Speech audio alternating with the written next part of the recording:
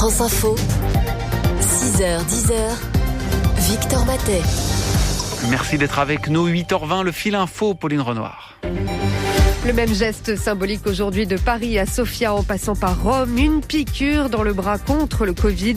La campagne européenne de vaccination démarre. Priorité aux personnes âgées dans les EHPAD. L'Allemagne, la Hongrie et la Slovaquie ont pris un peu d'avance. Les Français n'ont pas à avoir peur du vaccin. Toutes les précautions ont été prises, les essais rigoureux, pas d'effets secondaires particuliers.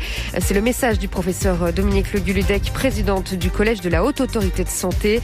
Une cinquantaine de résidents d'EHPAD et de soignants vont être vaccinés aujourd'hui en région parisienne et en Côte d'Or. Message d'avertissement d'Olivier Véran à l'approche du 31 décembre. Il ne faut pas fêter. On ne peut pas prendre le risque de bloquer le pays pendant des semaines pour une seule soirée. C'est ce qu'indique le ministre de la Santé au journal du dimanche. Des élections dans une situation extrêmement tendue. En Centrafrique, le pays choisit son président. C'est le premier tour et ses députés.